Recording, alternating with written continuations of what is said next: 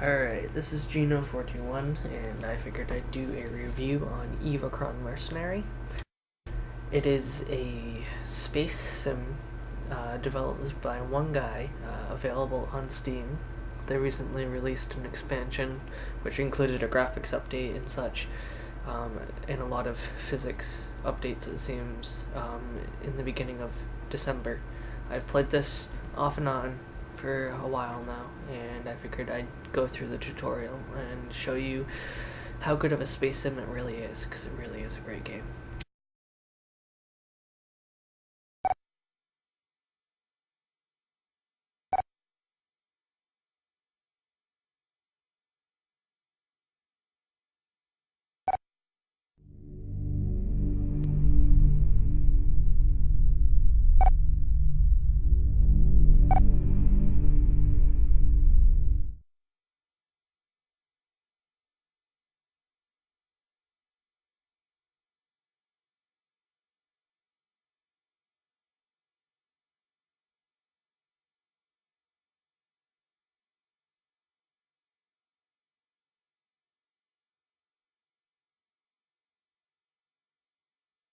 Should probably mention it does have online play. This is just a single player mode right now, so that's why it's taking a little bit to build the universe, apparently.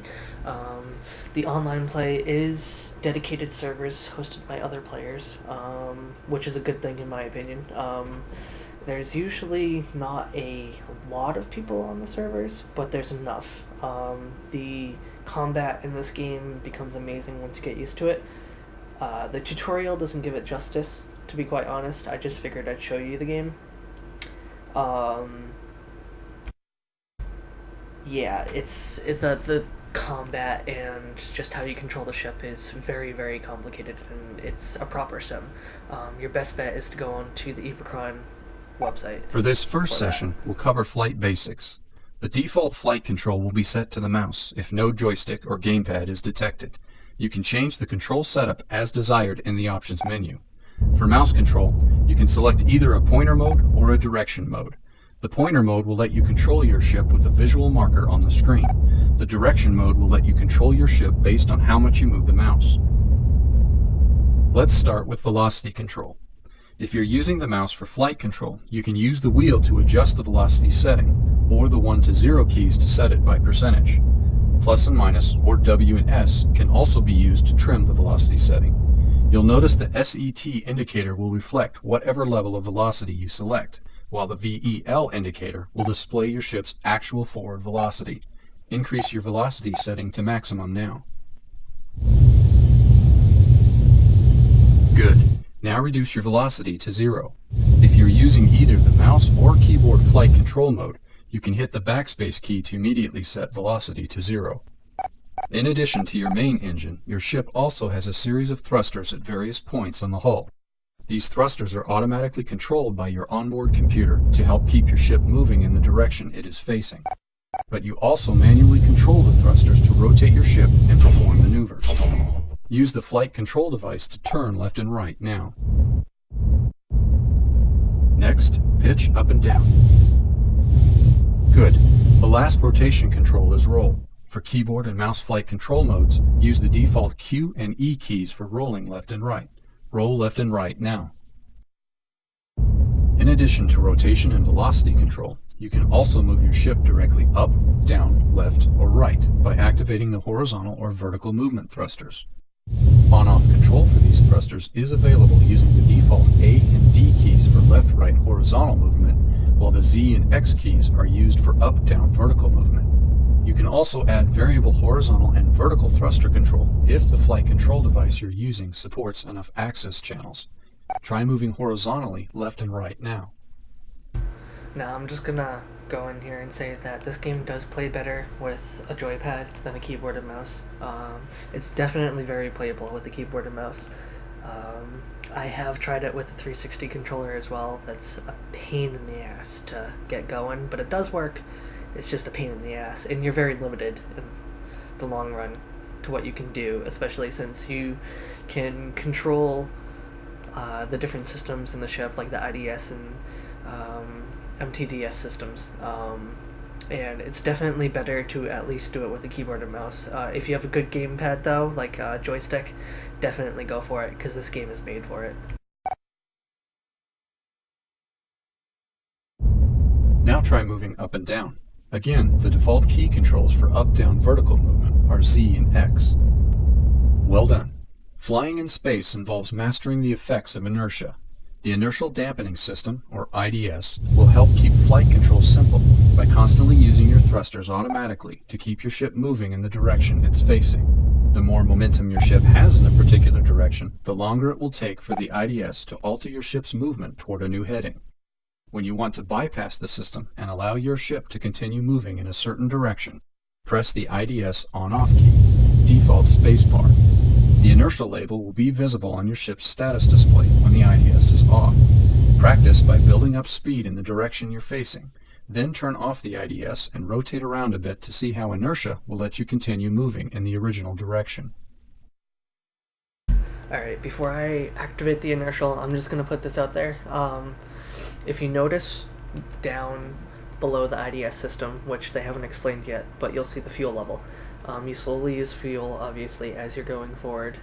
When you activate the inertial system, your best bet is to actually lower your set to 0, and your velocity will keep going so you don't waste your fuel. It's a very, very good way of doing it, and that's one of the things that new players generally don't realize that they can do at first, which is a very important thing because fuel consumption, especially if you want to go exploring in this game, is very important in the long run.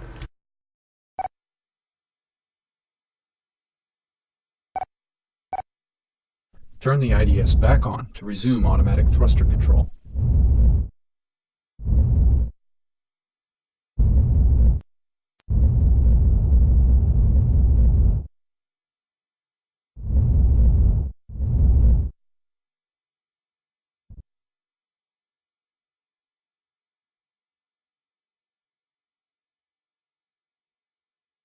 The IDS also supports adjustable throttle scaling. There are 5 levels you can select, and the current level is displayed at the right of the IDS indicator on the lower left cockpit display. X1 is the default level and provides the lowest level of throttle input range that is good for situations that can require rapid course changes, such as combat and docking. X5 is the highest and provides the widest range of throttle input, but it can take much longer for your ship to adjust course at higher speed settings. Try changing the IDS scale value now using the default numpad 7 and numpad 9 keys. Then change the throttle setting to see how the scale level impacts the input range. Return the IDS scale value to 1 when you are finished. Your ship is also equipped with an afterburner, which provides a high level of thrust from the main engines. Use it sparingly as it consumes a much greater amount of fuel, but it can be very useful in combat when you need to escape or change direction quickly. To engage the afterburner, press and hold the default tab key. Practice using the afterburner now by accelerating to twice your ship's maximum cruise speed, then release the key to disable the afterburner. Alright, the afterburner is not affected by the IDS. It'll still bring you to your max speed. It'll bring you to double the speed of what your max IDS is. That's the best way to keep your speed going if you lose some velocity while in inertial mode. But it gets a little tricky in combat, but that's easily the best way once you get used to it.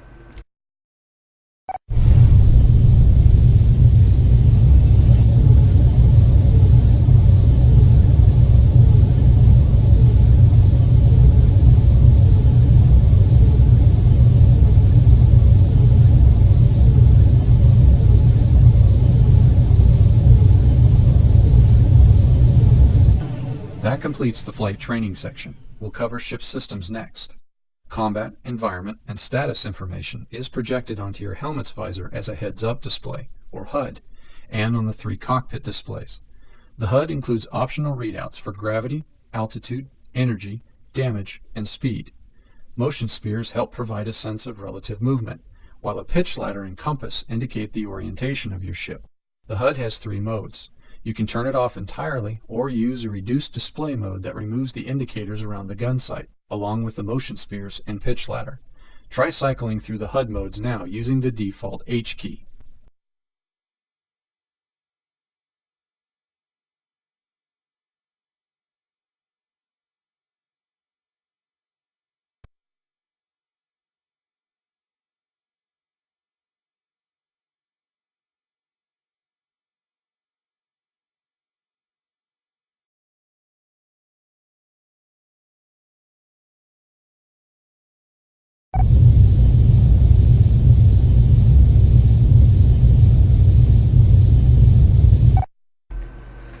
we get into the initial combat system, like, tutorial, just, like I said, the thrusting with inertial is the best way to do it, but your thrust does use a lot of fuel, so only do it if you are planning on traveling long distances, or you really need to get out of your area very quickly. I believe it's if you're going faster than 4,000 velocity, missiles can't catch up to your ship. A lot easier to use countermeasures, which they'll explain in a little bit. But I believe it's 4,000, so if you want to get the most out of your thrust, stick to around 4,000. Any faster, and you'll waste a lot of fuel, especially if you're throttling it a lot. But I wouldn't worry about it if you're planning on sticking to inertial while traveling long distances. But like I said, seriously, watch that fuel consumption, because it can be very tricky in the long run for starters. Your ship divides available power between your weapon system and shield system. The current power setting is shown on the lower left cockpit display at the top right corner next to the letters PWR. The setting will range from the value of -5 to +5. The shield display provides the status of your ship's shield arrays, and the WPN readout shows the power level for weapons. You can adjust the power for each of these systems by using the default left bracket and right bracket keys. Increasing power to a system will improve its recharge rate and effectiveness, providing more resistance for shields or more shots for primary weapons. Managing power between these systems will become very important as you start upgrading your weapons and shield systems. Just to the left of the power setting indicator is the number of remaining countermeasures you have, CM. As mentioned previously, the WPN readout indicates the weapon system power level. The blue bar will decrease in size as you fire your primary weapons. Once the bar reaches the middle, your weapon system will be out of power and will need to recharge. Observe this in action now by firing your primary weapon until the bar indicates a low power level. The default keyboard control for primary weapons is the left control key. Good. Notice that a red energy light flashes on your HUD to bring the low power level to your attention. Below the weapon power level readout, the green bar next to the letters HUL indicates the status of your ship's hull. It will decrease in size as your ship sustains hull damage. The armor of your ship that comprises its hull is determined by the frame you choose when you build it. On the left side of the ship's status display are readouts for velocity, set velocity, gravity, altitude, inertial status, fuel, navigation system damage, weapon system damage, engine system damage, shield array status, and primary weapon firing mode. Your secondary weapons are listed on the lower right side of the display, and the weapon next to the number 1 is the weapon that's ready to fire. The middle cockpit display is your 3D radar. It provides direction information on objects in space. Green dots indicate friendly ships, yellow dots indicate moderate ships, and red dots indicate hostile ships. When red dots appear on the radar, a warning sound will help bring the threat to your attention. Blue dots indicate stations. Red dots with small brackets indicate inbound missiles. White dots indicate cargo, and purple dots indicate unknown or miscellaneous objects. The dots include an attached line that points away from the center of the radar sphere, which helps you determine if an object is behind or ahead of you. The blue highlight brackets in the middle indicate the front of your ship, so you can fly toward an object by bringing its corresponding dot into the brackets. Directly above the 3D radar are the vertical and horizontal speed gauges. The display at the lower right of the cockpit shows details about the ship you are currently targeting. To target a ship, simply use the mouse pointer to click on it when it's in your visual range. You can toggle between ships in the area with the default T key, or use the default R key to target the closest ship. Alt-T will toggle between hostile ships in the area, while Alt-R will target the nearest hostile ship. You can also target a ship in your gun sight with the default Y key. Once you've targeted a ship, its class, faction affiliation, threat level, speed, range, shield levels, direction, and hull damage will be shown on the display. If you've installed a cargo scanning device on your ship, you'll also see what's in the targeted ship's cargo bay once you're in range. The center of the HUD is your gun sight. The outer rim of the gun sight indicates the limit of where you can obtain a missile lock and have your primary weapons automatically aim at a target. Primary weapons use the multi-directional tracking system, or MDTS, to automatically lead a target based on speed, distance, and direction. The target must be in range and within the outer rim of the gun sight for the weapons to hit successfully. The farther away a target is, the more time it will have to evade the gunfire. If you want to aim manually, you can press the default L key to turn the MDTS off. A missile lock is obtained by keeping a target ship inside the outer rim of the gun sight for a certain period of time. The range and time it takes to obtain a lock will depend on which secondary weapon is being used.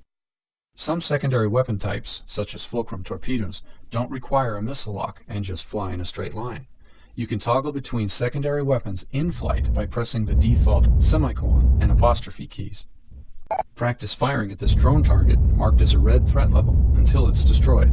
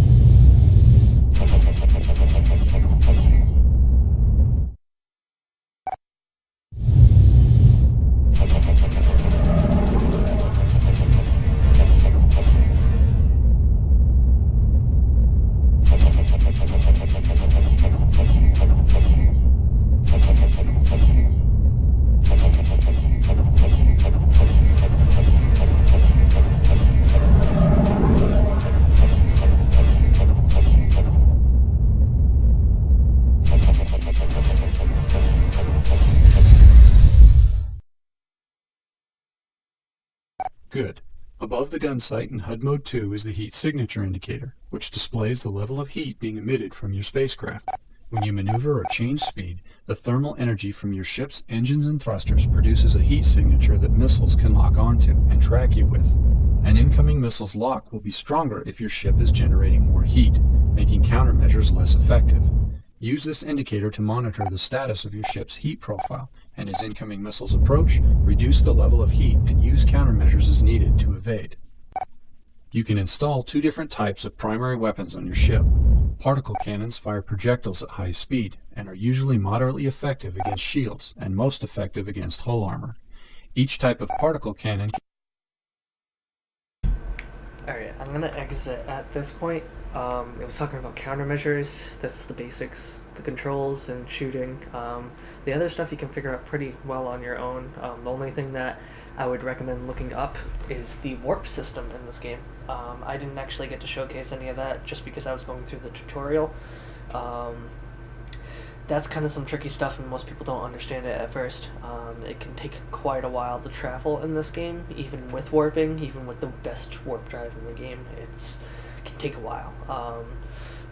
That's basically it. Definitely look on their forums, look through the guides, and hopefully you can see that this is a sim with a lot of potential.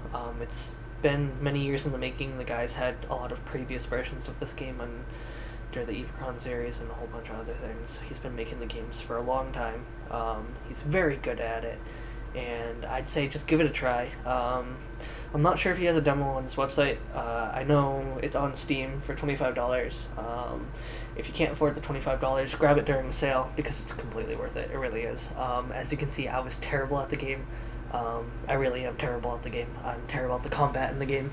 I mainly like the exploring part of it. I don't play it with a joystick. I know people who do, and they have a lot more fun with it, especially with the combat. But definitely give it a try. It's definitely one of my favorite games out there.